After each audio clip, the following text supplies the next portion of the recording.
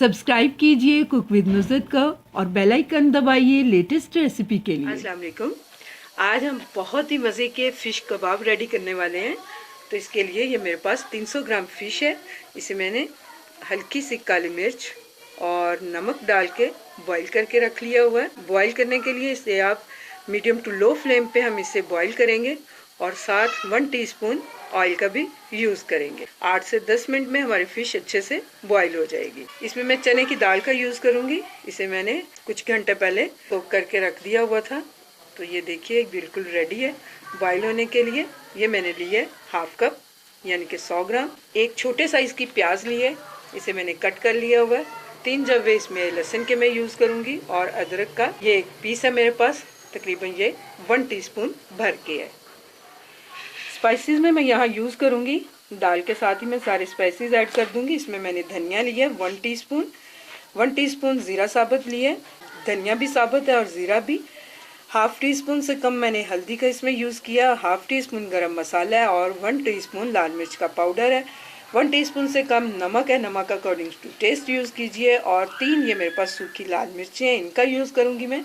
तो चलिए सबसे पहले हम दाल को बॉईल कर लिया मैंने। तो मैं इसमें यहाँ 1 टेबलस्पून भर के ऑयल डाल रही हूँ।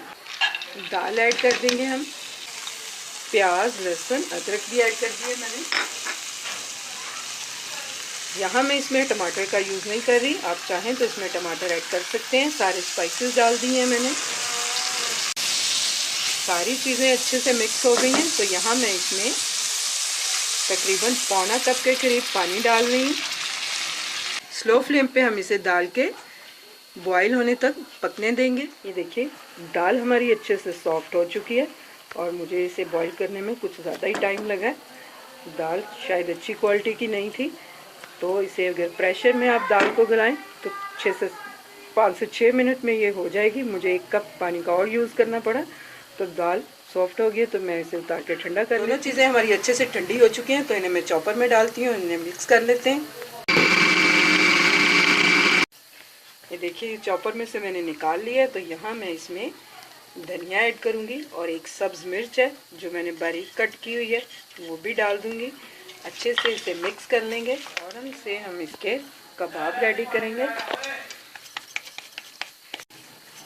ये कबाब बनाकर आप फ्रीज़ भी कर सकते हैं। तो मैं यहाँ फटाफट से कबाब रेडी कर रही हूँ, मुझे अभी इनको फ्राई करना है। ये लास्ट था मेरे पास, तो इसे भी हम इसी तरह गोल घुमाते हुए इसकी शेप को दुरुस्त कर लेंगे। ये देखिए कबाब हमारे सारे रेडी हो चुके हैं।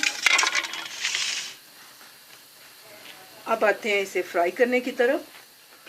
फिश के शामी कबाब को फ्राई करने से पहले मैं इन्हें इस तरह से ब्रेड क्रम्स लगाऊंगी।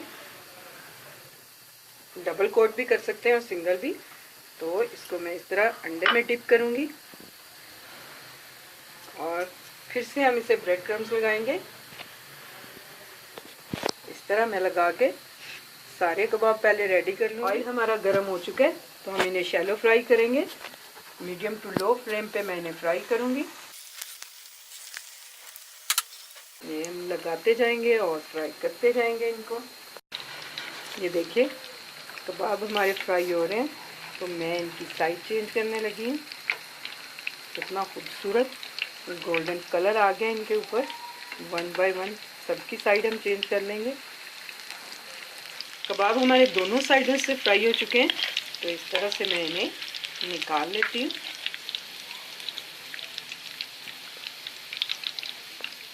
इसी तरह मैं दूसरे कबाब भी फ्राई कर लूँगी। फिश शामी कबाब हमारे रेडी टू सर्व हैं। इसे मैंने केचप के साथ सर्व किया है।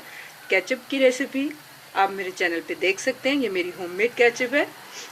उम्मीद करती हूँ आपको मेरी ये सिंपल सी फिश कबाब की रेसिपी पसंद आएगी।